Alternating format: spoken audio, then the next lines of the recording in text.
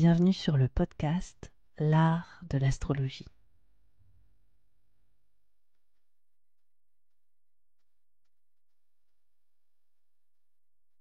Je me présente, je m'appelle Annabelle, je suis astrologue. Dans ce podcast, j'espère te donner une perspective inspirante sur les cycles que tu traverses pour t'apporter plus de confiance. Je pratique l'astrologie comme un art intuitif qui nous permet de remettre du sens à notre trajectoire. Inclusif et engagé, ce podcast a pour but de te donner une nouvelle vision de l'astrologie pour en faire ton propre outil de création. C'est au travers des horoscopes, des décryptages que j'opère, mais aussi grâce aux invités que je reçois, que j'espère te donner des possibilités bien plus lumineuses sur les expériences que tu vis en ce moment. Pour être sûr de ne manquer aucun épisode de l'art de l'astrologie, n'oublie pas de t'abonner sur la plateforme de ton choix, mais aussi de noter ce podcast. Je te souhaite une très bonne écoute. Bonjour à tous, bonjour à toutes, je suis ravie de vous retrouver pour cet épisode fascinant avec Paula Van Grut, une de mes astrologues préférées, fétiches en France, une très belle personne qui est une créatrice, qui est une artiste et qui est également une astrologue.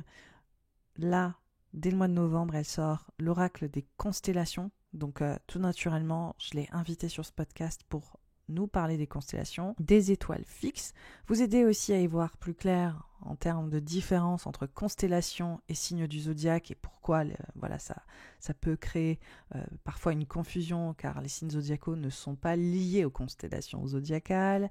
On va aussi parler de l'usage des étoiles fixes dans le thème astral qui est en pleine résurgence, quels sont les messages des étoiles fixes, comment aussi accessoirement son oracle peut vous mettre un peu sur la voie et vous aider à vous familiariser avec ces notions-là de manière pratique, de manière beaucoup plus fluide que les technicités parfois que le thème astral nous impose. Bref, c'est une discussion fascinante, riche en informations, en histoire. Sachez aussi que Paula Van Grut a en ce moment un crowdfunding pour préparer une formation ultra complète sur les étoiles fixes et pour l'aider, vous pouvez justement la supporter et recevoir cet oracle dès sa sortie dans vos boîtes aux lettres, tout en supportant ce projet de formation sur les étoiles fixes pour aider vos pratiques respectives pour les astrologues qui m'écoutent. En attendant, je vous invite vraiment à rentrer dans les messages fascinants des étoiles fixes et ça commence tout de suite. Bonjour Paula, j'espère que tu vas bien. Bonjour Annabelle. Très bien, merci beaucoup. Alors aujourd'hui, je reçois Paula Van Grut, une astrologue que j'adore, qui m'inspire énormément et que je connais déjà depuis un certain temps grâce à Instagram parce que on se retrouve sur cette plateforme quotidiennement. Aujourd'hui, on va parler de plein de choses. On va parler des étoiles fixes car Paula vient de sortir un superbe oracle, l'oracle des constellations qui va nous aider à nous familiariser avec justement les étoiles fixes, les constellations et leur rôle dans l'astrologie. Donc on va parler de ces thématiques dans cet épisode, mais juste avant de commencer, je voulais te présenter Paula. Paula, c'est une astrologue, mais c'est surtout et avant tout une artiste, une grande artiste, une artiste collagiste qui crée des choses merveilleuse que vous pouvez aussi découvrir sur son Instagram. Elle fait littéralement des œuvres d'art. Elle a aussi sorti un livre, S'initier à l'astrologie. Alors, s'initier, oui et non, hein, c'est un livre qui est super complet, qui nous aide vraiment à avoir une approche pratique de l'astrologie, mais qui va aussi s'extraire un peu de toute cette dimension pop culture de l'astrologie et donner vraiment des sources très approfondies, nous donner vraiment des technicités. Donc on n'est pas sur un livre de survol, clairement on est sur un livre qui nous aide à asseoir déjà une pratique bien concrète, voilà. Et aussi, évidemment, Paula Van Grut, est d'origine brésilienne. Elle est née au Brésil, donc ça, je pense que tu voulais quand même l'adresser. Ouais, j'allais justement ajouter ça, que je suis d'origine brésilienne et que je vis en France depuis maintenant, waouh, 23 ans, 24 ans. Donc, c'est très intéressant parce que ça m'a toujours permis d'être étrangère. Ça me permet vraiment d'être un peu à cheval, en fait, sur différentes aires culturelles et je trouve que ça m'aide beaucoup d'ailleurs, même dans ma pratique astrologique, ça. Le fait d'avoir un peu un profil comme ça, voilà, je viens du Brésil, j'ai étudié en Angleterre, j'ai étudié en France, voilà et comme ça me permet d'aller regarder aussi ce que font les astrologues dans les différentes, aires culturelles, oui. C'est ça, ouais.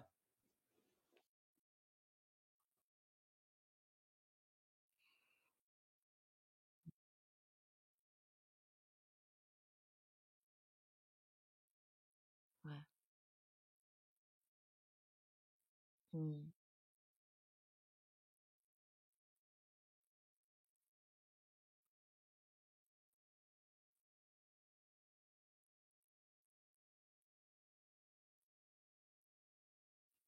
Oui, bon déjà merci beaucoup Annabelle pour l'invitation au podcast. Vraiment ça me touche beaucoup.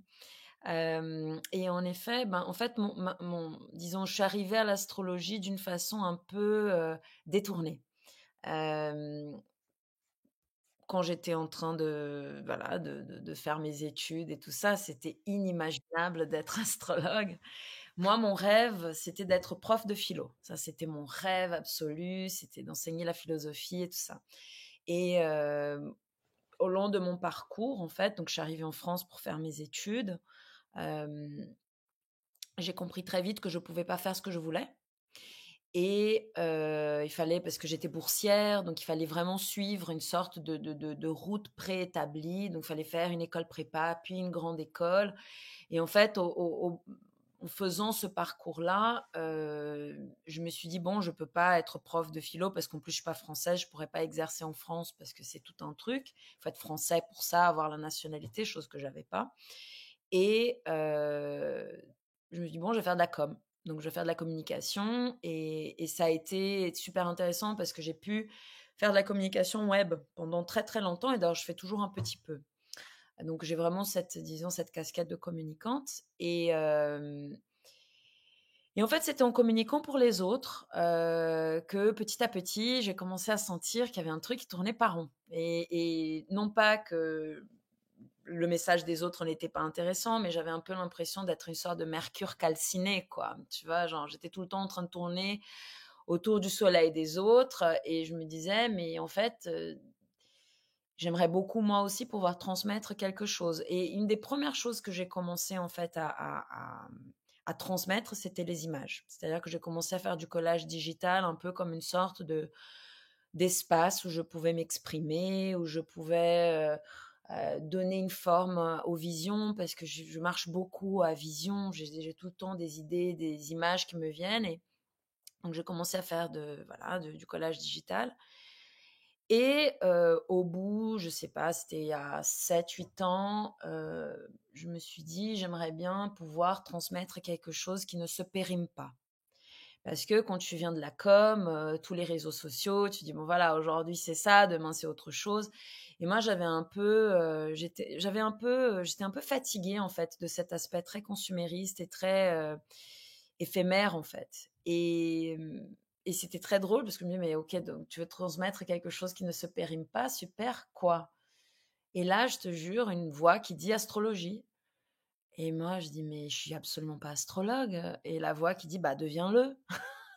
Donc c'était un peu ma rencontre avec le daimon, quoi. C'était un peu cette sorte d'esprit qui dit, ton intuition qui vient te dire, ben, va dans cette direction, peut-être tu peux trouver des choses intéressantes. Et donc c'est à ce moment-là où j'ai commencé à faire mes études. J'ai trouvé la Faculty of Astrological Studies à Londres. Et, et en faisant les études, je me suis dit, mais en fait, c'est ça, quoi. Ça réunit tout ce qui m'intéresse. Mythologie, symbolisme, même la richesse picturale, en fait et en faisant ça, je me suis dit: «Mais en fait, je suis en train de rentrer dans une maison que j'ai toujours connue». Mais l'astrologie permet de lier tout ça ensemble et j'ai découvert la dimension aussi psychologique parce que je connaissais mal et qui était plutôt, disons, jungienne. au sein de la faculty. Donc ça aussi, ça a été une découverte extraordinaire. Je connaissais le livre rouge de Jung et je savais qu'il était très intéressé par l'alchimie, mais je savais pas et j'ai découvert ça à ce moment-là, qu'en fait, il faisait les thèmes de ses patients avant de commencer une thérapie. Et il disait: «Bah, c'est très simple parce que c'est la façon la plus rapide d'établir», lui, évidemment, dans une perspective, disons, psychanalytique, hein, d'établir un diagnostic, de comprendre, en fait, un peu comment la personne, disons, quelles sont ses dynamiques, quoi. Et du coup, ça m'a aussi énormément plu. Et donc voilà, de fil en aiguille, les choses se sont fait comme ça et voilà, et je me suis lancée, quoi. Il y a quelque chose que tu oublies par contre de mentionner, c'est que tu viens d'une famille d'artistes, hein, et qu'il y a des artistes dans ta famille. Alors je ne sais pas si tu veux en parler. Ouais, ouais. C'est-à-dire qu'en fait, donc mon père et ma mère, donc mon père est diplomate, donc une des raisons pour laquelle j'ai beaucoup voyagé, c'était à cause de la profession de mon père et donc en plus j'étais scolarisée à l'école française. Mais dans ma famille, ma tante qui est peintre, qui s'appelle Cristina Oiticic, elle est mariée à Paulo Coelho et donc l'auteur de L'Alchimiste. Et donc Paolo, je le connais depuis toujours, quoi, c'est mon oncle, quoi. Et quand j'ai fini mes études, parce que donc j'ai fait Louis le Grand et Sciences Po, donc le truc super machin, mais je me rappelle de recevoir une fantastique lettre du ministère de l'extérieur en disant bon super, on vous a aidé pour vos études, maintenant rentrez chez vous. Et moi c'était genre j'ai pas envie de rentrer chez moi, j'ai envie de rester en France, quoi. Et c'est grâce, en fait, j'ai commencé à travailler avec Paolo et ma tante qui étaient tout le temps en train de voyager. Et donc, j'ai pu me lancer dans mon activité de communicante grâce à ce travail-là. Donc, c'est Paolo qui m'a ouvert à les réseaux sociaux. C'était très drôle parce que j'avais fait de la communication à Sciences Po et on n'avait quasiment pas étudié le web, alors que le web était en train d'arriver, quoi. J'ai fini mes études, c'était quoi, 2005, 2006. Et quand je sors, Paolo qui me dit: «Je veux un blog». Et moi, je dis: «Bon, d'accord, OK», et en fait, c'est grâce à lui que je suis allée vers la com web. Et donc j'ai vu tous les réseaux apparaître, et je les voyais, eux, en train de créer tout le temps. Et moi, je me suis dit: «Waouh, mais c'est quand même génial!» C'est-à-dire qu'en fait, tu peux être, artiste et heu et vivre de ce que tu fais, et donc ça m'a énormément inspirée et c'est ça aussi qui m'a un peu donné cette sorte de comme je les voyais créer tout le temps, ça m'a donné un peu la bougeotte, quoi. Tu vois? J'avais vraiment je me disais: «Mais moi aussi j'ai envie de créer, moi aussi j'ai envie de dire des choses», j'ai aussi ça m'a beaucoup inspirée, quoi. Oui, ça t'a donné le fait que c'était possible en fait de faire ça, d'être une artiste, une poète. Oui, exactement. En fait, ce qui est frappant avec ce lien que tu as avec ton oncle, avec Paulo Coelho, c'est aussi ce regard. C'est un univers, hein, particulier qui est aussi un peu celui de l'astrologie. Il y a une très très grande spiritualité dans son travail.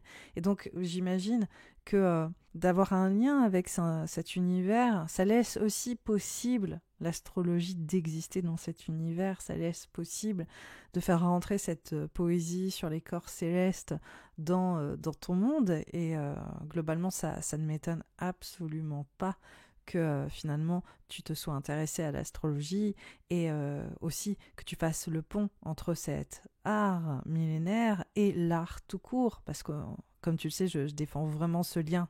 Pour moi, ce qui a été vraiment la clé, que je pense m'a menée à l'astrologie, c'est plutôt lié à mon enfance et c'est plutôt lié au fait qu'on vivait, mon père étant diplomate, on vivait à Brasilia, qui est une ville qui est hyper moderne et c'était une période qui était très, très difficile, très dure et je me rappelle que j'étais comme, à part les cieux qui étaient très beaux à Brasilia, la ville en elle-même, elle était, très oppressante, en fait. J'avais pas du tout l'impression de pouvoir respirer et c'était la mythologie, les livres de la bibliothèque de mon père qui m'ont donné cette sorte d'ouverture sur un ailleurs, sur une autre époque, sur la dimension du temps et je me rappelle quand on est parti de Brasilia, j'avais 10 ans et on est allé vivre à Lisbonne et je me rappelle d'arriver à Lisbonne et de dire: on est capable de créer du beau. On est capable de créer quelque chose, qui s'ancre dans le temps. Les choses ne sont pas que, ici et maintenant, quoi. C'est-à-dire qu'il existe des racines et ça, pour moi, c'est une des raisons d'ailleurs, même d'un point de vue, je dirais, un peu idéologique, la raison pour laquelle j'aime l'astrologie, c'est que ça te met en contact, en fait, avec des millénaires de savoir de symboles et d'imagination. Ouais, c'est une histoire qui est merveilleuse, hein, celle de l'astrologie. On sait déjà qu'il y a aussi un fondement culturel très très fort. C'est vrai que j'ai l'impression que c'est pas très connu du grand public, mais il y a tellement d'anciennes civilisations qui ont entièrement reposé sur l'astrologie, que ce soit euh, voilà la Grèce antique, que ce soit même l'ère médiévale arabe, que ce soit même au fondement de nombreux textes sacrés, hein, et aussi de notre culture. On voit à quel point l'astrologie transparaît à bien des égards dans la culture de manière générale. Mais aujourd'hui, on est là justement pour parler de ces étoiles fixes et du fait que les étoiles fixes reviennent quand même beaucoup en ce moment, en tout cas dans le milieu astrologique, pour les aficionados, reviennent sur le devant de la scène. Et je voulais savoir un petit peu comment est-ce que tu utilisais ces étoiles fixes? Parce que c'est vrai qu'aujourd'hui, peu d'astrologues les utilisent, hein, concrètement dans la lecture de thème astral. On voit que c'est des choses qui reviennent en ce moment à la surface. Donc je voulais en savoir un petit peu plus. En tout cas, je voulais avoir ton point de vue sur le sujet. Ouais, en fait, c'est drôle parce que je vais déjà parler aussi de pourquoi moi je suis allée vers les étoiles fixes, parce qu'en fait, je pense que ça fait partie de de cette sorte de cheminement. Quand j'ai commencé mes études d'astrologie, ben, j'ai très vite compris qu'en fait, ben, l'astrologie, quand tu l'étudies, que tu es initié, disons que tu commences à comprendre ce système qui est magnifique, tu es en train de travailler avec notre système solaire. Donc ça reste quand même sur quelque chose qui est notre système solaire et évidemment la symbolique des saisons. Donc on est vraiment dans quelque chose de très, à la fois très terre, avec les saisons, le rapport de la Terre au Soleil, qui est donc la seule étoile vraiment qu'on va considérer, et puis ben, la Lune et puis les planètes du système solaire. Bon, évidemment, déjà juste avec ça, c'est extraordinaire. Tu peux déjà, t'as déjà genre une fantastique harpe, un magnifique piano, et tu peux déjà jouer. C'est fantastique. Mais il y avait une chose en fait qui me frustrait beaucoup, c'est que je me disais, surtout le soir, je vis dans un endroit en fait où je suis pas dans la ville. Et je me rappelle aussi quand j'étais enfant, que je vivais à Brasilia, parce que c'est ça la chose, Brasilia, c'était pas beau ce que les hommes, bon, c'était pas beau, il y a des choses qui sont belles, hein, mais grosso modo, là où je vivais, c'était pas vraiment extraordinaire, mais la seule chose que je me rappelle à Brasilia, c'était la beauté des cieux, de jour, de nuit. Et en fait, ce qui m'a toujours plu dans le ciel nocturne, c'était les étoiles. Et c'était drôle parce que souvent, autant la lune, regarde comme c'est drôle, autant la lune, évidemment, on regarde la lune, elle est magnifique et tout ça, mais moi, mon intérêt, il allait vraiment plutôt vers les étoiles que la lune, par exemple. Je me rappelle quand j'ai commencé à faire mes études d'astrologie, la lune, je me suis petit à petit rapprochée, quoi. C'était pas le truc qui était, alors que pour beaucoup de gens, on commence par la lune et après on va vers le reste. Moi, pas du tout. C'était vraiment, quelque chose qui est venu sur le tard. Et et donc tout de suite, j'ai senti une sorte de frustration parce que je me suis dit: «Mais c'est quand même drôle, quoi». Genre, on n'utilise que les planètes finalement et puis notre soleil pour, composer, disons, ces magnifiques chansons. Parce que vraiment, je le vois vraiment, tu vois? D'ailleurs, j'adore le titre de ton podcast, c'est l'art de l'astrologie. Moi, je vois ça vraiment comme des partitions que tu joues, quoi.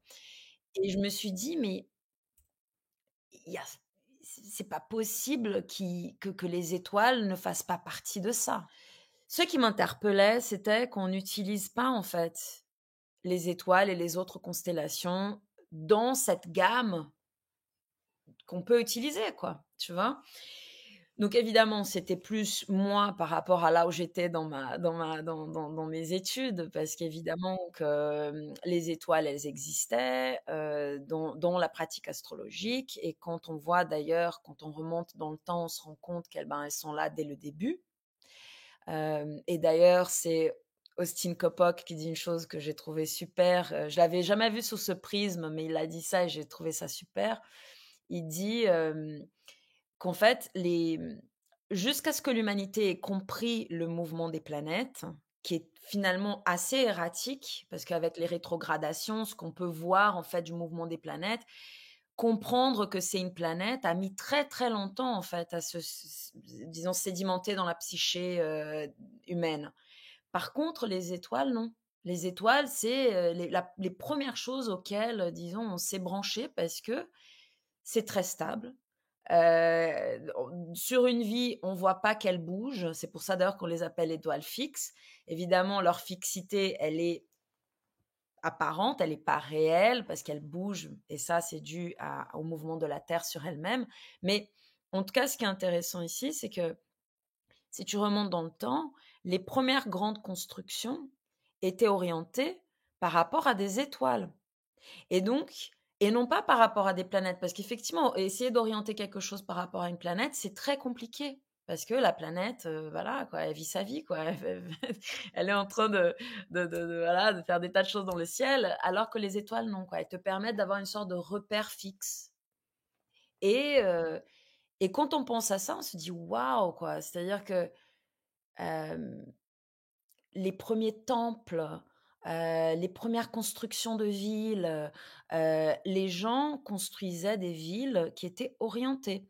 Orientées par rapport au soleil, bien sûr, donc notre étoile à nous et donc magnifique avec le cardo d'ailleurs, qu'on trouve toujours dans les villes antiques.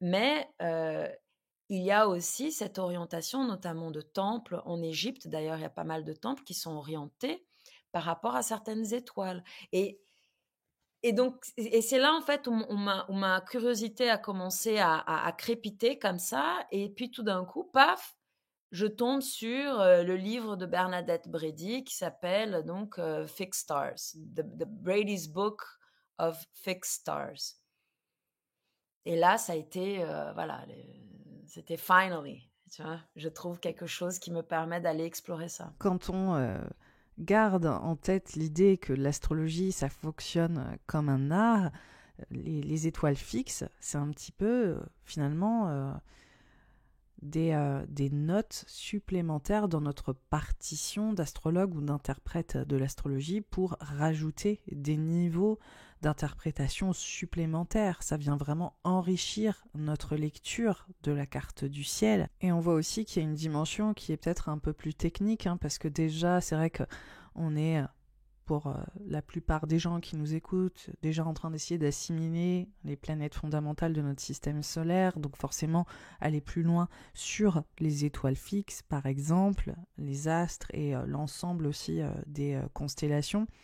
Comment est-ce que ça vient résonner dans nos cartes du ciel? Ça peut être une forme de narration qui demande aussi une vraie aisance, qui demande une forme de virtuosité qui peut rentrer en ligne de compte quand on inclut les étoiles fixes dans la carte du ciel. En tout cas, on voit qu'on vient rajouter une dimension supplémentaire. Mais moi, ce qui m'interpelle, c'est aussi la dimension que les étoiles fixes, elles sont liées à surtout des cultures pré-chrétiennes. Alors, elles ont une grande place dans la Bible et dans les textes sacrés. Elles ont toujours été capitales finalement dans notre univers onirique, sacré, spirituel et tout. Mais on voit que quand même dans la culture astrologique moderne, c'est des choses qu'on a peut-être un peu plus délaissées et qu'on est en train de voir réémerger. Ce qui m'intéresse, c'est surtout cette dimension peut-être plus liée au paganisme,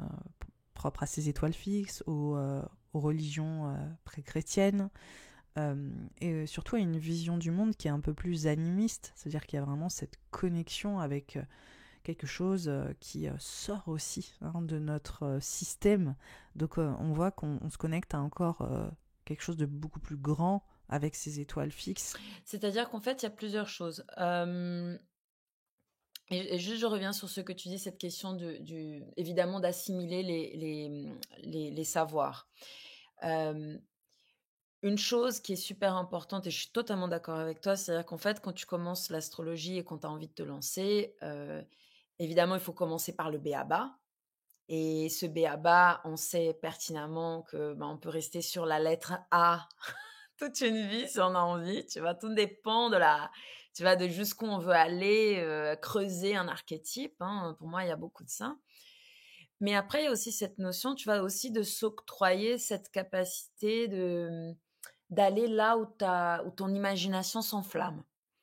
Et par exemple, pour certaines personnes, ça peut être, les astéroïdes, d'autres personnes, ça peut être les parts, pour d'autres personnes, donc ça peut être les étoiles et puis il y a tellement de choses et je trouve magnifique de se laisser aussi libre, en fait, d'aller explorer et c'est pour ça que quand parfois je tombe sur, certaines personnes qui ont des postures dans la communauté astrologique, qui vont être très, catégoriques sur ça c'est bien, ça c'est pas bien et ainsi de suite. Moi, ça me met très mal à l'aise parce que je me dis: «Mais c'est enlever la possibilité des gens, en fait, de pouvoir explorer aussi, différents angles» et c'est pour ça que voilà, je suis vraiment pour laisse-toi guider par tes intérêts, par ton imagination et tu arriveras à bon port. Tu vois? Je pense que pour quelqu'un qui est en train d'étudier l'astrologie ou qui pratique déjà, voilà, suis ce qui te plaît et tu arriveras quelque part et ça sera très intéressant, tu vois? Donc surtout ça. Hem, Moi, par rapport aux étoiles fixes, dans ma pratique donc c'est très drôle parce que fascination totale, j'ai lu le livre de donc en fait, c'est très drôle. Quand j'ai commencé mes études d'astrologie, j'avais lu Ératosthène, qui a écrit un livre qui s'appelle Les Catastérismes et dans Les Catastérismes, il parle en fait des mythes liés aux constellations. Donc pas du tout, on a les mythes liés aux constellations, les principales étoiles des constellations, mais il y a pas, disons, de pratique astrologique avec Ératosthène. Il y a vraiment ce côté plus mythique. Je tombe sur Bernadette Brady. Bernadette Brady, qui là, pour le coup, un vrai outil de OK, telle étoile dans la tradition, elle parle de ci, de ça, de ça. Mais elle, en fait, ce que j'aime beaucoup avec Bernadette Brady, c'est qu'elle aussi, elle vient de l'hémisphère sud. Tu vois, je pense que c'est un truc peut-être de l'hémisphère sud. Je ne sais pas pourquoi. On a ce truc de dire ouais, mais attends, on va aller voir peut-être la symbolique de ces constellations, parce qu'en plus, on travaille moi, là où je suis, disons, de mon parcours dans les étoiles fixes, c'est que je travaille avec les constellations de l'hémisphère nord. Je suis pas en train de travailler avec les constellations de l'hémisphère sud pour une simple et bonne raison, c'est que il faudrait que je puisse en fait découvrir les cultures de l'hémisphère sud pour comprendre quels sont les mythes qui ont été projetés en fait dans différentes parties du ciel vues de l'hémisphère sud et voir s'il existe une tradition d'application de ces étoiles-là de façon astrologique. Donc ça, c'est tout un champ. C'est comme si, tu vois, j'étais en train de te dire, waouh, je sais qu'il y a une gigantesque forêt par là. Elle est gigantesque, mais voilà, quoi. Moi, je vais essayer de petit à petit d'y aller, quoi. Mais c'est tout un truc à découvrir. Bon, parenthèse. Donc, moi, je travaille avec la tradition, disons, occidentale et surtout la, disons, un peu la symbolique, en fait, qui s'est cristallisée à l'époque grecque, avec évidemment toujours un peu des va-et-vient avec l'Égypte, avec les Mésopotamiens, tu vois, parce qu'il y a toujours un peu ce jeu-là aussi d'aller voir un peu plus loin. Mais disons que c'est vraiment, ben voilà, le système, il est grec, quoi. Et, et en lisant Bernadette Brady, tout de suite, parce qu'en fait, dans la tradition astrologique, quand on parle d'étoiles fixes, par exemple au Moyen Âge, en fait, il y a deux façons d'utiliser les étoiles fixes. Il y a une façon qui est due à Ptolémée, qui, dans la Malgeste, en fait, il a projeté les étoiles sur l'écliptique. Donc, par exemple, on va dire que Antares correspond au 9e, 10e degré de Sagittaire, aujourd'hui. OK. À l'époque de Ptolémée, c'était encore un autre degré, parce qu'on sait que ces étoiles qui sont apparemment fixes, en fait, elles bougent dans le zodiaque. Bon. Donc, il y a ce système de projection des étoiles sur l'écliptique, où grosso modo, tu es en train d'une certaine façon d'aplatir la voûte en fait sur une ligne. Et c'est cette méthode qui était pas mal utilisée, disons, depuis Ptolémée jusqu'au XXe siècle, donc en passant par le Moyen Âge et ainsi de suite. Donc, les gens ils travaillaient avec les étoiles fixes comme ça. Et en fait, apparaît Bernadette Brady qui dit, mais il y a un truc qui ne me convient pas dans cette façon de voir parce que j'ai l'impression qu'on réduit tout en fait au chemin apparent du soleil, quoi. Il y a quelque chose finalement de très patriarcal là-dedans. Et elle dit: «Ben, ça serait peut-être intéressant de travailler avec les étoiles, mais vraiment avec le mouvement du lever et du coucher héliaque, évidemment, mais voilà, de toute la voûte qui bouge». Donc elle a, découvert qu'il avait une technique qui remonte à, qui est assez ancienne. Il y a des traces, en fait, d'un astrologue qui utilisait ça, il me semble, au IIIe siècle après Jésus-Christ, et c'est ce système des parences. Les parences, en fait, c'est cette notion de dire: «OK, les étoiles, en fait, la rotation de la Terre sur elle-même fait que, bah, les étoiles vont se lever, vont culminer, vont se coucher», et en fait, c'est au moment où ces étoiles vont toucher, en fait, l'ascendant, le milieu du ciel, le descendant et le fond du ciel. C'est ça, en fait, qui va nous permettre de comprendre quelles sont les étoiles qui sont activées dans un thème ou dans un moment. Donc c'est hyper localisé parce que évidemment, si tu es sur une latitude, tu vois, hyper au nord, ou si tu es proche de l'équateur, tu vas pas voir les mêmes étoiles se lever et se coucher. Donc comme c'est un système qui est beaucoup plus complexe que celui de la projection des étoiles sur l'écliptique, c'est peut-être une des raisons pour laquelle, les gens, n'ont pas vraiment utilisé, ce système pendant très longtemps. Mais Bernadette Brady, elle est en train justement d'essayer et je pense qu'elle le fait d'une façon brillante parce que son livre, il est extraordinaire, d'essayer de sensibiliser les gens à cette autre technique. Donc moi, dans ma pratique, Heu, je fais un mix. En fait, je fais un mix. Parce que je trouve que la projection des étoiles sur l'écliptique, parfois ça peut donner des choses très, très intéressantes. Hem Et j'aime beaucoup, la vision du ciel, que Bernadette Brady, disons, vulgarise, ou en tout cas partage, et donc je travaille aussi avec les étoiles du lever héliaque et les étoiles du coucher héliaque. Mais c'est toute une, je suis en train d'y aller petit à petit, en fait, là-dedans, hem et je trouve ça fascinant, quoi. Les étoiles fixes, là, c'est vrai que tu m'en as parlé de manière un peu plus théorique. Et je me demandais, au niveau de cette technicité, comment est-ce que toi tu l'adaptes dans ta vie plus concrète, hein, plus tangible? Comment est-ce que tu l'utilises dans la lecture de thèmes? Et je me demandais aussi ce que tu pensais de ce lien avec les étoiles fixes et l'astro-magie, hein, parce qu'il y a vraiment des pratiques magiques qui sont corrélées aux étoiles fixes. Et puis, on le voit aussi avec les décans, hein. Il y a vraiment cette notion des étoiles fixes qui viennent nous apporter peut-être une nouvelle lecture de l'univers, ou en tout cas qui nous aide à créer peut-être plus des rituels ou des choses de cet acabit pour les personnes en tout cas que ça Ouais. intéresse. En fait, effectivement, et c'est drôle parce que moi je me suis intéressée aux étoiles fixes sans savoir du tout qu'il y avait cette dimension magique. La dimension magique, je l'ai découverte après. Donc effectivement, de faire, voilà, des rituels, où tu vas invoquer ces étoiles et ainsi de suite. Tu peux faire des talismans et ainsi de suite. Bon. Hem, Moi, en fait, la porte, d'entrée pour moi de cette conception du ciel, je la relie pas mal, en fait, à ce que j'ai lu chez Platon. Hem, au Timée notamment, parce que, il y a cette vision, en Grèce, que quand quelqu'un va s'incarner, parce que pour les Grecs, un peu comme pour les Indiens, il y a vraiment cette notion que, ben, on s'incarne plusieurs fois. Il y a pas du tout cette notion de: «On n'a qu'une vie». Donc effectivement, c'est déjà dans une perspective païenne, quoi, ça sort vraiment de la perspective de, voilà, tu as qu'une vie. Donc effectivement, c'est lié à un système de croyance, une vision du monde. Bon, et ce qui est intéressant, c'est quoi? C'est que pour les Grecs, il y a, l'idée que l'âme, elle est dans le monde des idées, donc dans le firmament, et dans ce firmament, il existe, disons, une part qui est liée au destin, et donc Ananké, qui est donc cette figure féminine d'une sorte de destin pour les païens. Il y a vraiment cette notion de,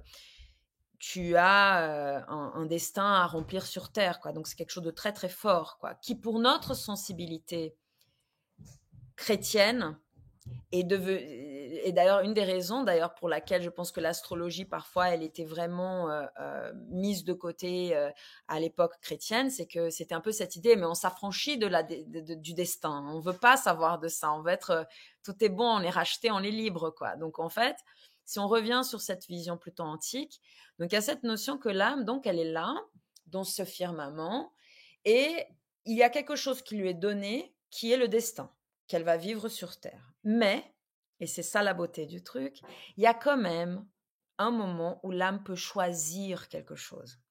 Donc il y a déjà, à ce stade même, avant de l'incarnation, de quelque chose qui est prédestiné d'une certaine façon, mais aussi quelque chose que la personne va choisir. Et suivant les choix des uns et des autres, ben, la personne, elle va commencer donc à s'incarner et elle va passer par les sphères planétaires. Donc, elle va passer par la sphère de Saturne, puis Jupiter. Donc, et là, petit à petit, donc elle va se tamiser comme ça des différentes, disons, énergies des planètes, avant de gagner son enveloppe, disons, corporelle dans la sphère de la Lune et s'incarner sur Terre. Donc, cette perception-là, elle me plaît beaucoup. Pourquoi ? Parce que la sphère du firmament, dans cette perspective, disons, platonicienne, elle est liée un peu à cette notion de, OK, il existe un message spirituel ici. C'est pas... parce que dans la vision, disons, grecque, c'est comme si l'homme, en fait, il avait 3 strates. Donc, il y a la strate matérielle, il y a la strate de l'âme et il y a la strate de l'esprit. Donc, l'esprit, c'est ce qui te met en contact avec bah ouais, cette sphère plus spirituelle. L'âme, ça va être un peu comme la coupe, quoi, vers où tu la tournes. Tu la tournes vers les idées, les archétypes, l'esprit, ou tu vas la tourner vers des choses beaucoup plus matérielles, lourdes et ainsi de suite, qui, dans la vision antique, peut être aussi liée aux passions et ainsi de suite. Hein. Et puis, tu as la sphère du corps qui, voilà, c'est le temple qui nous a été donné et qu'on doit aussi honorer. Bon. Donc, moi, ma vision des étoiles, c'est que c'est comme si on était en contact avec des messages qui sont des messages d'ordre spirituel, que si on peut les retrouver dans notre parcours incarné, ça nous donne, comme une étoile dans le ciel, un axe, une direction. On sait que si on se tourne vers ça, on est en train disons, de pas oublier quelque chose de fondamental du pourquoi on est ici. Tu vois? Non pas pour enfermer quelqu'un dans un truc très fort, parce que évidemment c'est pas du tout le but, mais d'ailleurs, c'était quand j'étais en train de faire l'oracle des constellations, parfois, tu trouves dans les livres des descriptions de certaines étoiles que tu as l'air de dire, punaise, si j'ai cette étoile sur mon ascendant, waouh! Genre, je suis maudit, quoi, tu vois? Donc, notamment Algol, voilà, la fameuse. Et c'est ça le truc qui est comme tout, c'est comme tout en astrologie, quoi. C'est-à-dire qu'en fait, si tu commences pardon, c'est comme tout en astrologie. Si tu commences, en fait, à prendre une information et imaginer que cette information, elle est taillée dans le marbre, tu cours toujours le risque, en fait, d'être très enfermant dans ta façon d'interpréter ça. Voilà, la voix du destin dit que, tu vois. Et ça, je trouve ça terrible, quoi. Moi, je sais pas du tout ma tasse de thé. Donc, tu découvres un petit peu ce que les gens écrivent sur telle et telle idée. Et moi, j'essaye toujours de me dire, OK, mais 3 secondes.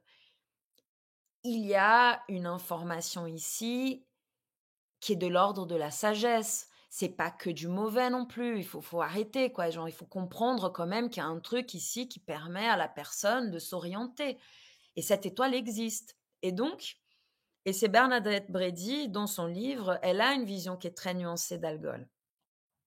Et ça m'a beaucoup plu. Parce que pour Bernadette Brady, c'est vraiment lié à cette question de la passion. Et effectivement, bah, une passion peut être quelque chose qui peut être un fantastique moteur, comme aussi quelque chose que si sort de ses gonds, bah, peut nous mener à perdre la tête, quoi. Vraiment avec ce symbolisme, voilà, de la tête décapitée de la méduse, quoi. Donc il y a toujours avec cette étoile cette question de l'intensité de la passion, qui peut être utilisée pour des trucs extraordinaires, comme pour des trucs qui peuvent être un peu destructeurs pour la personne. Mais tu vois ce que je veux dire? Il y a toujours deux côtés. Ah, il y a des choses que j'adore là dans ce que tu dis. Déjà, dans nos planètes, disons, propres à notre système solaire, plus elles sont lointaines, donc là on touche aux planètes transpersonnelles, plus finalement elles nous sont impalpables, hein, parce qu'en plus quand elles basculent dans l'aspect où on ne peut pas les voir, donc il y a quelque chose de non visuel en fait, hein, par exemple avec Uranus, Neptune et Pluton, c'est des planètes qu'on ne peut pas voir. Et on voit que justement, en tant qu'astrologue, en tant qu'interprète, on ne peut pas rentrer dans des spécificités trop concrètes. Là, je parle notamment en termes d'astrologie prévisionnelle. C'est des choses qui nous sont moins accessibles tout naturellement. Et donc, il y a une dimension, je dirais, plus intangible et plus spirituelle avec ces corps célestes en particulier. Et là, en fait, avec les étoiles fixes, on est dans une sorte de dualité parce qu'en fait, elles sont visibles.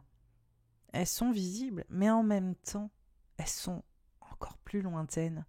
Et donc, pour moi, il y a une sorte de message spirituel extrêmement fort qui, en même temps, euh, est lié à cette notion d'accessibilité parce qu'on a un contact direct avec, et en même temps à cette notion totalement intangible parce qu'elles sont bien plus loin que nos planètes transpersonnelles, les planètes de notre système solaire qui ne sont pas visibles. Donc, on voit vraiment une sorte de double message, une sorte de double symbolique dans ces étoiles fixes. Et on voit aussi comment les étoiles fixes, quelque part, ça a toujours été aussi des guides pour les êtres humains et des points de repère. Les étoiles nous servent, effectivement, les étoiles nous servent pour nous orienter, quoi, et de façon matérielle et de façon spirituelle.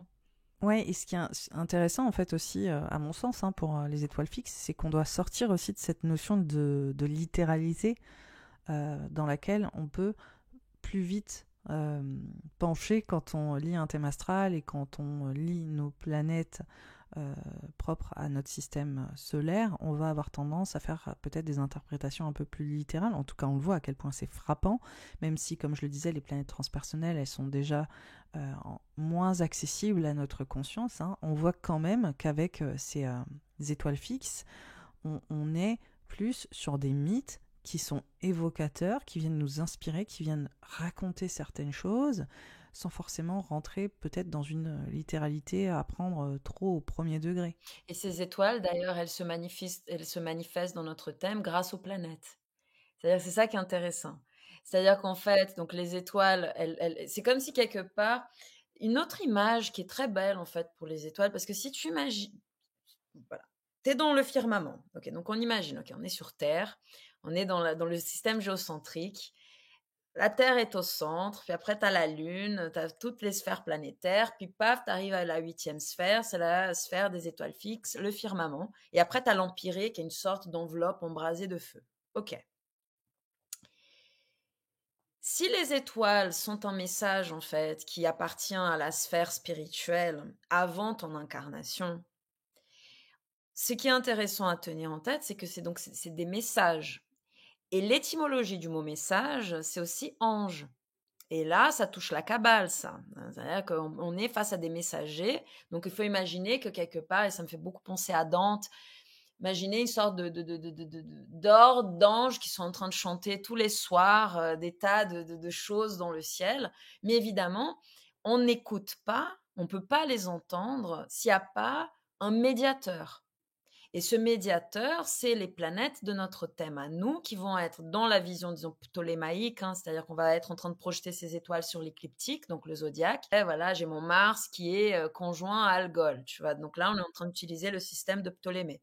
Bon, en fait, ce qui est intéressant ici, c'est Algol, si elle ne touchait pas quelque chose dont on t'aime, c'est comme une porte qui n'existe pas dans une maison, tu vois.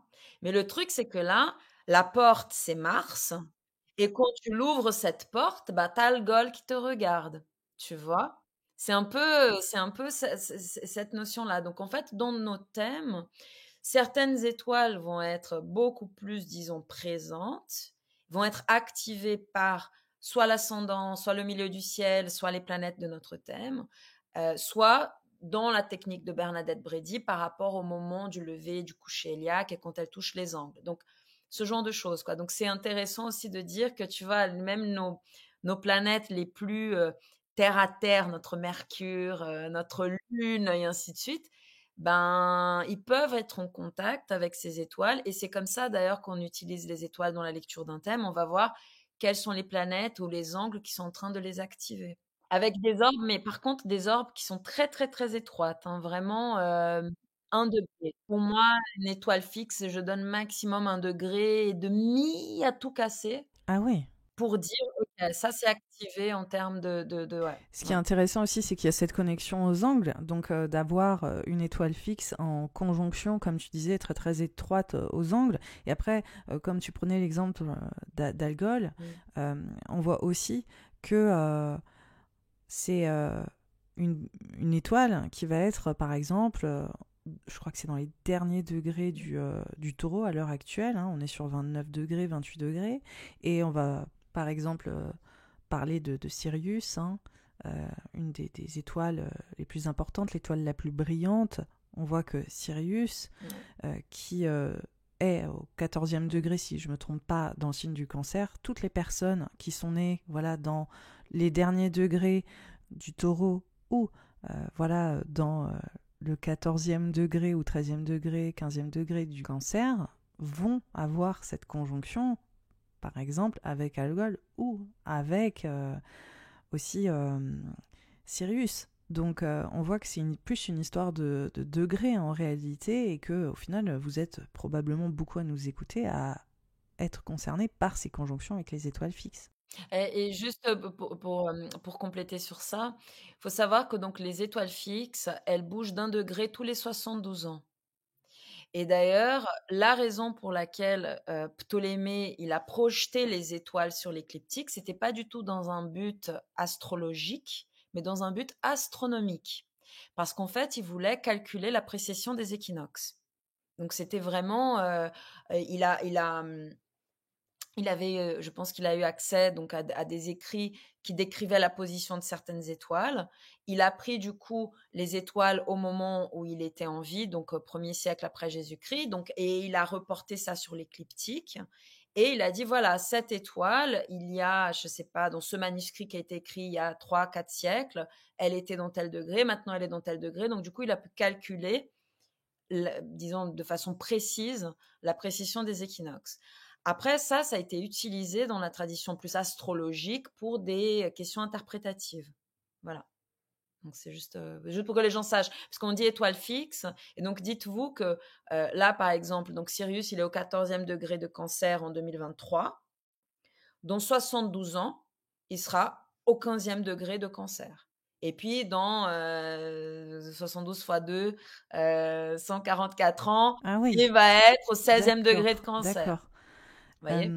Voilà. Je me disais aussi, il y a énormément d'étoiles fixes, alors lesquelles tu utilises, et puis je me disais aussi quelles sont les plus importantes hein, qui ressortent dans les traditions, notamment, on va dire, sur l'hémisphère nord, hein, parce qu'on ne peut pas parler forcément de cet hémisphère sud. Ouais, c'est ça. C'est-à-dire parce qu'en fait, dans la tradition, en fait, disons, des catastérismes, justement, et ça démarrait avec Ératosthène. Donc, la tradition parle de 44 constellations. Ptolémée, quand il a fait son livre où il a répertorié des étoiles, il a répertorié plus de 1000 étoiles. Ok. Donc en fait, évidemment, travailler avec 1000 étoiles, ça, je sais pas, c'est comme un orgue avec 1000 touches, quoi. T'imagines? C'est quasiment un truc impossible à jouer, en fait. Donc évidemment, et d'où l'importance aussi toujours de se dire, bon, ok, c'est tellement vaste, mais si on veut, disons, faire sens de ça, il faut quand même se concentrer sur certaines choses, parce que sinon on peut se perdre, on peut se dissoudre dans des tonnes de petits détails et tout ça.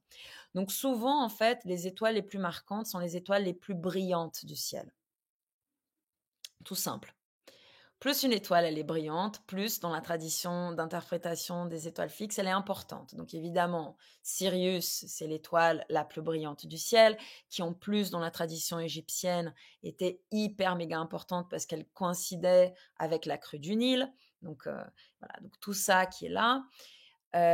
Après, évidemment, pas mal d'étoiles qui sont d'ailleurs dans les constellations du zodiaque sont aussi extrêmement importantes. Pourquoi? Parce qu'elles sont proches de l'écliptique, effectivement. Donc, par exemple, donc, brillance, c'est important, proximité de l'écliptique aussi. Mais évidemment, on ne va pas non plus être dans cette vision purement écliptique. Hein. Mais donc, on va avoir les quatre étoiles, disons, un peu mythiques de l'écliptique qui vont être Aldébaran, qui est donc dans la constellation du Taureau, Antares, qui est le cœur du Scorpion, Régulus, qui est aussi le cœur du Lion, et Fomalhaut, je ne sais jamais comment prononcer Fomalhaut, qui est la bouche du poisson austral, qui correspond un peu au Verseau. Après, grande chose qu'il faut que je dise dans ton podcast, qui est hyper importante, c'est qu'on parle de ces étoiles comme étant les étoiles royales de Perse. Mais ce n'est pas vrai, malheureusement. C'était une superbe idée, mais en fait, ça a été... Parce que même chez Bernadette Brady, à l'époque où elle a écrit son livre, elle parle de ces étoiles-là comme étant les étoiles royales de Perse. Et aujourd'hui, même dans la communauté des astrologues, des gens super, hein, qui savent des tas de trucs, oui, ils vont parler de ça comme ça. Mais j'ai eu la chance de suivre en fait un cours avec un astrologue allemand qui a étudié avec Bernadette Brady. Et il a dit, malheureusement, on a découvert récemment que cette histoire des étoiles royales de Perse n'était pas vraie. C'était une idée qui a été conçue au XVIIIe siècle par un Français d'ailleurs, qui a voulu un peu enjoliver la chose, tu vois, rendre le truc intéressant. Et ça a tellement saisi l'imaginaire occidental que on a cru que voilà, ces étoiles, c'était les 4 étoiles qui structuraient le ciel pour les Perses, alors que apparemment c'est pas le cas. Donc c'est important de le dire ici parce que beaucoup de personnes continuent encore à perpétrer, disons, ce mythe qui malheureusement n'est pas vrai parce que c'était génial comme idée. Tu vois, c'est such a good idea, tu vois? Mais elle est fausse. Voilà, un vrai coup de com' du dix parce qu'elle était belle l'idée, tu vois? Mais bon, voilà, mais elle Ouais, était fausse. j'imagine que tout le monde était content de reprendre cette histoire. Ouais. Ouais. Et c'est pour ça d'ailleurs dans mon livret, tu vois, j'ai dû vraiment me retenir de dire les étoiles royales de Perse parce que tu vois, tu as envie de le dire, tu vois, ça sonne, ça claque, c'est génial, tu vois. Et mon côté un peu, voilà, exubérant, latino-américain, adore, tu vois. Ça m'étonne pas. Mais non, c'est Tant pas. pis, hein. Elles se suffisent à elles-mêmes en même temps. Oui, elles sont très belles. Ouais. Donc effectivement, donc il y a cette question, donc la brillance des étoiles, la proximité de l'écliptique, où elles se trouvent dans la constellation. Plus elles sont centrales dans une constellation, plus elles sont importantes, évidemment. Euh, voilà, donc c'est ça, disons, les grands critères pour les étoiles. Donc moi, dans mon livret, ce que j'ai fait, dans mon oracle, ce que j'ai fait, c'est que je voulais faire les 44 constellations. Je voulais parler des 44 constellations, mais j'ai été prise de court par des contraintes techniques. Donc j'ai pas pu faire 44, donc j'ai fait 34 constellations. Là, pour des questions purement voilà, techniques, de temps, je pouvais pas faire les 44. Du coup, je me suis concentrée en fait sur celles qui me semblaient les plus importantes de ces 44. Sachant que j'ai pas pu parler de l'hydre, et ça, c'est la grande absente de mon oracle, mais un jour, je vais me rattraper. Donc, de ces constellations-là, ce que je trouve très intéressant, c'est d'aller vraiment d'imaginer, en fait, quand on découpe la voûte céleste, de partir du pôle nord céleste, qui n'est pas une étoile, parce que souvent, on a tendance, en fait, à penser que le pôle nord céleste, c'est Polaris, Alors qu'en fait, non, Polaris, elle se trouve dans ce point de l'espace, mais le pôle nord céleste, il est lié à l'inclinaison et la rotation de la Terre sur elle-même. Et ce qui est important à savoir, c'est quoi? C'est que quand la Terre, elle est en train de tourner sur elle-même, donc elle a une révolution sur 24 heures, mais ce mouvement de rotation sur elle-même n'est pas parfait. La Terre est un peu comme une toupie. Et c'est ça, en fait, qui explique la précession des équinoxes. Qu'est-ce que ça veut dire, la précession des équinoxes? C'est qu'en fait, quand tu attends le 1er degré de Bélier, donc l'équinoxe du printemps, tu vas voir quelle est la constellation qui se trouve derrière. Et en fait, on s'est rendu compte à travers les siècles, dans l'Antiquité, hein, que justement, ces fameux temples qu'on avait orientés à des étoiles à des moments bien précis, 100 ans plus tard, c'était plus aussi précis. Et puis 200 ans plus tard, l'étoile n'apparaissait plus du tout. Qu'est-ce qui se passe, quoi? Donc ça, c'était un vrai choc, un chamboulement culturel et religieux pour ces populations-là, quoi. C'était un peu l'idée que les dieux étaient en train de mourir, quoi. Très compliqué, hein, de comprendre, en fait, que ce qu'on pensait être fixe ne l'était pas. Et ce qui est intéressant, ce que je vous ai dit, c'était cette idée de une étoile bouge d'1 degré tous les 72 ans. Si on fait 72 fois 360, on tombe sur 25 000 ans.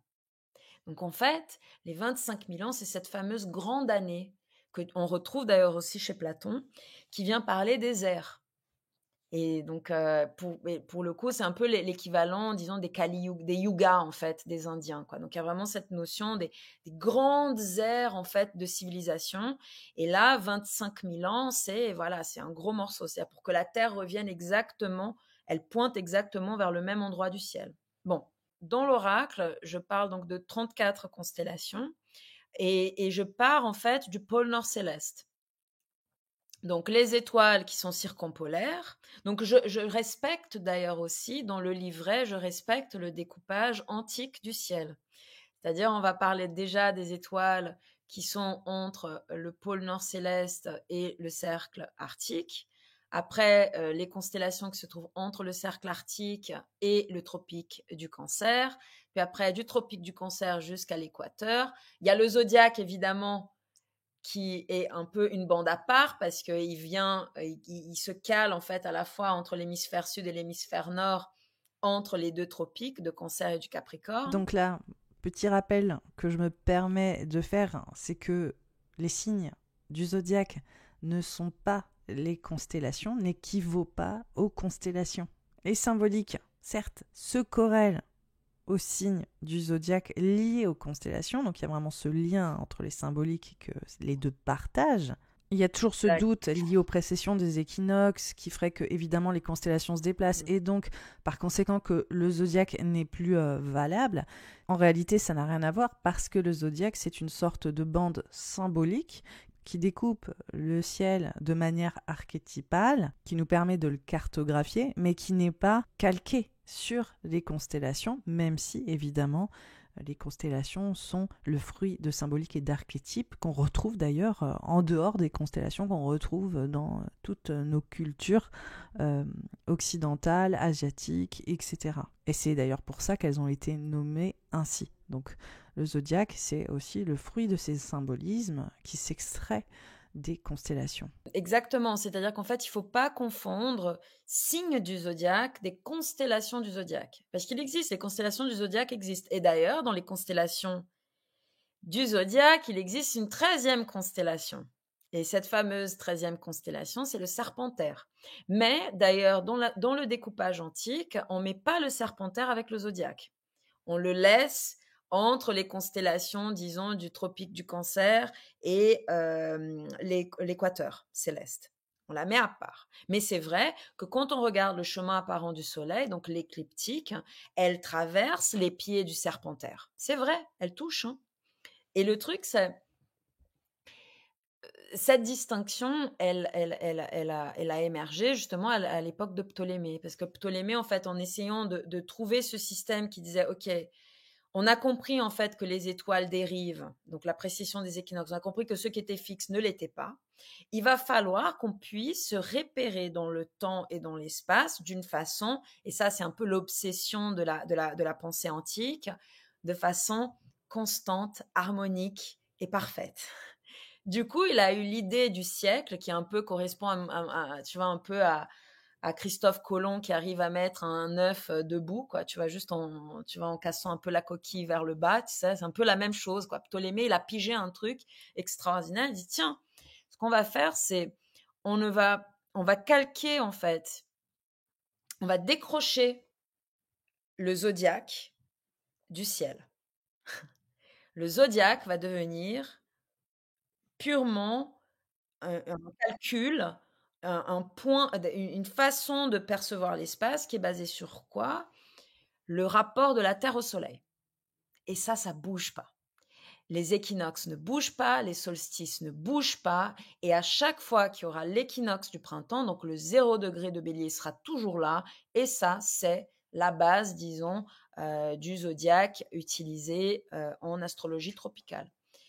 Et parce que du coup, il a vraiment fait ça, quoi. Il a vraiment pris le système. C'est quasiment comme s'il avait pris la structure, en fait, du ciel au moment où il était né et il l'avait figé dans l'espace. Et puis, bah, le ciel continue à bouger, mais ça fait pas bouger le système qui marche très bien, quoi. Oui, mais c'est un système qui nous permet de créer des points de repère sur lesquels s'appuyer et baser justement nos interprétations.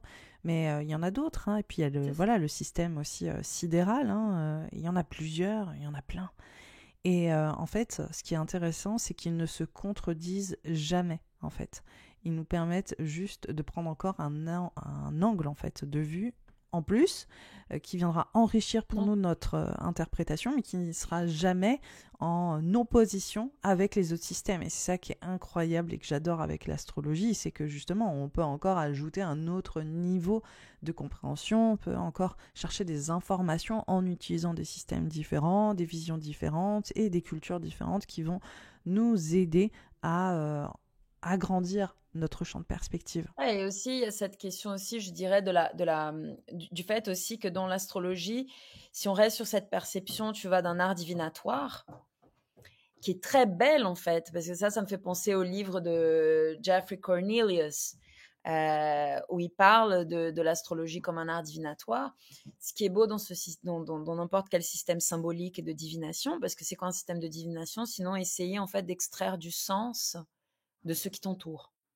Donc ça peut être avec des cailloux, ça peut être avec des petits bâtonnets pour le hiking, ça peut être avec le vol des oiseaux, ça peut être avec le bruissement des feuilles, des chênes de Dordogne, les étoiles. Donc en fait c'est ça qui est magnifique, c'est-à-dire que quand tu comprends que tu es face à un système symbolique, faut connaître évidemment comment ce langage il se structure, mais une fois que tu as compris dans ce système comment il se structure et que tu respectes, disons, la logique de ce système, après tu comprends qu'en fait, tu peux avoir des tas d'autres façons en fait de parler qui vont absolument pas invalider ta façon de parler.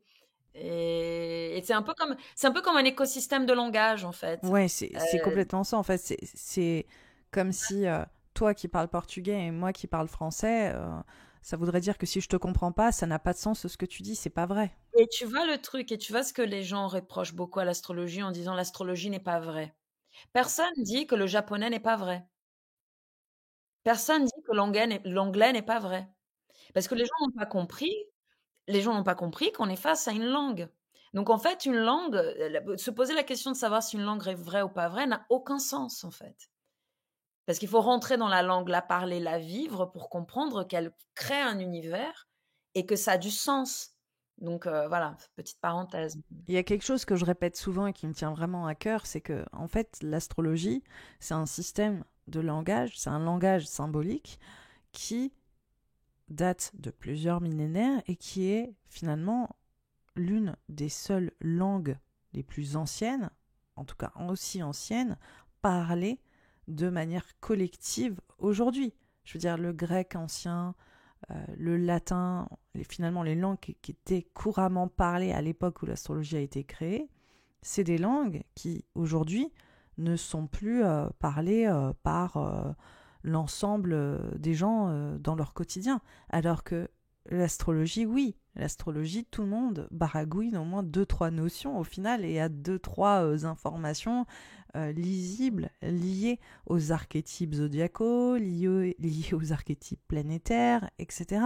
Donc en fait, on est sur un langage symbolique qui est aussi porteur de culture, comme on l'a vu même avec la notion de constellation zodiacale et du zodiaque, qui sont deux choses différentes en fait. On voit que le taureau, le bélier, tous ces archétypes, en fait, ils s'extraient aussi des symboliques, disons, qui ont été portés sur le ciel. C'est des symboles très forts qui existent depuis les Oui. civilisations les plus anciennes, même 3000 ans avant Jésus-Christ. Et donc on voit que c'est des symboles comme ça qui nous ont impactés humainement parlant, historiquement parlant, culturellement parlant, et qui ont été intégrés à ce système qui est l'astrologie, qui est finalement un système qui n'est pas seulement, je dirais, purement spirituel ou intuitif, c'est aussi finalement les résidus des messages euh, qui ont été portés jusqu'à nous depuis la nuit des temps. Donc ça a quand même une valeur inestimable, et je trouve qu'il y a une espèce de déni global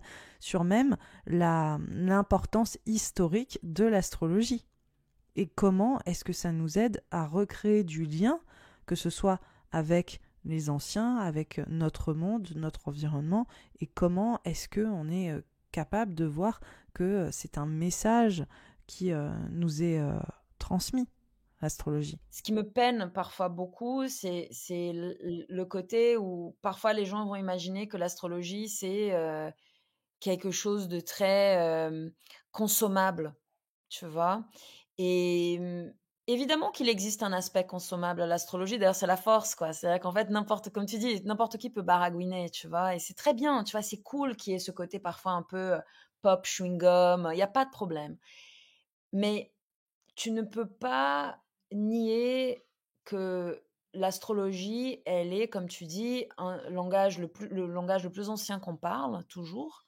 Et en plus, tu vois que cette connexion au ciel, en fait, j'étais en train de me rendre compte de ça quand j'étais en train de faire l'oracle des constellations, c'est que je me suis dit: «Mais en fait, un des oracles les plus anciens qui nous appartiennent, bah, c'est les étoiles!» C'est l'oracle du ciel, vraiment quoi. C'est-à-dire que tu vas regarder une étoile. Parce qu'en fait, j'ai eu un truc, et ça, je suis allée en Amazonie, en fait, une fois, pour récupérer des tableaux dans la jungle. C'était une grande aventure dans ma vie. Ma tante, elle avait peint des tableaux qu'elle avait laissés là-bas. Elle pouvait pas venir les récupérer. Donc, elle m'a donné son journal de bord, un GPS. Elle m'a dit: «Tu vas aller là-bas les récupérer. Il y aura le photographe qui était avec moi à ce moment-là et le journaliste. Et tu as 10 jours.» Donc, elle m'a donné un billet d'avion et moi, je suis allée en Amazonie récupérer ces tableaux dans la forêt. Et on a pu retrouver les tableaux, donc tout allait très bien. Et en fait, à un moment donné, je me rappelle la nuit de tout d'un coup voir une étoile dans le ciel, tu vois? Mais la nuit, en fait, dans la forêt amazonienne, tu vois, c'est comme si tu étais dans un tableau de soulage, quoi. C'est-à-dire qu'en fait, tu es vraiment dans quelque chose d'un noir. C'est du noir sur du noir, quoi, tu vois? C'est-à-dire que le noir de la forêt, il va avoir, parfois un peu ce côté plus humide, et le noir du ciel, il va être un peu plus opaque, quoi, tu vois? Tu es vraiment dans un tableau de soulage. Et puis tout d'un coup, paf! Je vois une étoile qui apparaît. Et la première chose, et je me suis dit: «Mais ça, c'est quelque chose que nous avons tous, quoi». Parce que je me suis dit: «C'est quoi le message? Quel est le message?» Elle apparaît dans le ciel, il y a un message, tu vois? Donc il y a un ange, un messager, il y a un truc, quoi, tu vois? Donc pour moi, le rapport, en fait, avec cet oracle qui est le ciel, il se fait aussi beaucoup par rapport à ce rapport aux étoiles. Parce que tu cherches, quand une étoile pointe dans le ciel, qu'est-ce qu'elle vient te dire? Je trouve ça tellement émouvant en fait, ce que tu dis, parce que en t'écoutant, ça a fait réémerger des souvenirs que j'ai pu avoir enfant. Je me voyais voilà en Inde allongée sur la terrasse, euh, tout en haut, et regarder le ciel, et créer cette connexion. Et je pense on a tous cette connexion avec le ciel. On a tous vécu un moment, on s'est allongé et on a regardé l'immensité du ciel et on a senti qu'il y avait quelque chose. de plus grand, qu'il y a un mystère qui réside et qu'il y a quelque chose de sublime en fait là-haut. C'est l'anima mundi. Faut lâcher le mot, hein. C'est l'anima mundi et en fait, la beauté, elle est là. C'est que en fait, si on rentre dans cette perception, prémoderne du monde, du cosmos, c'est qu'il y a cette dimension de dire: «En fait, j'ai une intériorité, j'ai une âme, mais le monde a une âme aussi, a une intériorité aussi. La rivière a une âme, la montagne a une âme, cet animal a une âme, même la petite fourmi qui est en train de faire, tout a une intériorité aussi. Ce qu'on a perdu avec cette vision moderne qui a voulu objectifier le réel à un tel point qu'on s'est aliéné en fait, à la fois de nous-mêmes et du monde qui nous entoure. Donc, d'où l'importance d'aller renouer avec, je dirais, cette dimension de l'intériorité, de la subjectivité et de dire que le subjectif n'est pas faux. Le subjectif est, tu vois. Parce que souvent, on va opposer qu'on c'est objectif, c'est vrai, qu'on c'est subjectif, c'est faux. Non, c'est pas vrai. Je suis pas d'accord avec cette vision. Donc en fait, c'est de revenir à quelque chose de plus organique. Oui, oui, complètement. Mais en fait, ça vient apporter vraiment une réflexion quasi politique, hein, on peut le dire, parce que là, on voit finalement où est-ce que nous a mené cette vision, le fait de s'agripper à cette perception du monde. Et c'est vrai que l'astrologie, elle nous ramène à cette connexion globale, à cette connexion avec notre environnement, avec les autres, pour aussi finalement retrouver un peu, Ouais, on fait partie d'un oui, tout. un tout, c'est Ouais. ça, et aussi cette notion d'humanité à laquelle on est invité à explorer, quoi, parce qu'en fait, c'est vrai qu'il y a une volonté de maîtrise, il y a une volonté de savoir, et il y a une sorte de rejet, en fait, de, de cet espace qui nous échappe. Je te remercie en tout cas énormément, Paula, pour cette discussion, pour la poésie de cette discussion, pour vraiment nous avoir aussi donné des clés pour mieux comprendre les étoiles fixes. Je voulais aussi te remercier parce que on a pu parler un peu de notre posture en tant que praticienne, et les dimensions que ça ouvre, et comment aussi finalement on invite à réfléchir sur une autre approche de notre environnement et du monde. Ton oracle, il sort très bientôt, il sort le 2 novembre. C'est un oracle qui est sublimissime. Tu m'as montré certaines des cartes, vous allez voir, elles sont magnifiques. Donc on voit vraiment l'ensemble des constellations dessinées par les soins de Paula, et en même temps, on voit vraiment ces étoiles fixes au cœur de ces constellations et le rôle qu'elles prennent. Vous verrez aussi, ces descriptions sont magnifiques, hein, comme d'habitude, parce que Paula, c'est quand même une artiste collagiste exceptionnelle. Donc je pense qu'il va vous guider, ça va vous permettre aussi d'intégrer vraiment en pratique les préceptes des étoiles fixes, et de leur mysticisme aussi spirituel qui s'ouvre en fait grâce à ces astres en particulier. Comment tu l'as conçu, toi, Paula, cet oracle? C'est comme si j'avais pu décrocher, tu sais, les constellations du ciel. Je les mets les unes sur les autres et tu joues avec comme un jeu d'enfant, quoi, tu vois. Et là, tu peux tomber sur Arcturus ou quoi que ce soit. Et tu as le truc qui vient de parler. Il y a l'aspect vraiment jeu de cartes. Mais après, évidemment, il y a l'aspect plus astrologique pour voir la, les étoiles. Ah oui, et du coup, je te coupe, Paula, parce que sur AstroSeek, donc Astro, SEEK, vous pouvez mettre Fixed Star Natal Chart, et vous allez avoir vraiment toutes les étoiles fixes, en tout cas les plus importantes, liées à votre thème astral. Donc elles vont apparaître dans votre thème astral. Je vous invite à regarder. Je pense que ça vous donnera peut-être matière à réfléchir pour ceux et celles qui en ont l'envie. Hein, voilà. Sachez que cet oracle, vous pouvez déjà le précommander. Paula fait un crowdfunding, si je me souviens bien, qui aide Paula à préparer sa formation beaucoup plus complète sur l'apprentissage des étoiles fixes, où vous pouvez l'aider justement à créer cette formation qui sera unique en France, hein, parce qu'en fait, on n'a pas de contenu francophone sur le sujet, et en même temps recevoir l'oracle chez vous dès qu'il sera disponible, dès voilà, le 2 novembre. Donc ce sera un joli cadeau aussi peut-être à envisager pour les fêtes ou à vous-même. C'est en tout cas un très bel objet. Dès que je le reçois, je partagerai sur le sujet sur mes réseaux. En attendant, je te remercie encore énormément, Paula, d'être venue. Merci, merci, merci pour cette discussion et je t'inviterai encore, c'est sûr, sur le podcast parce que vraiment j'adore nos conversations, j'adore ta vision des choses.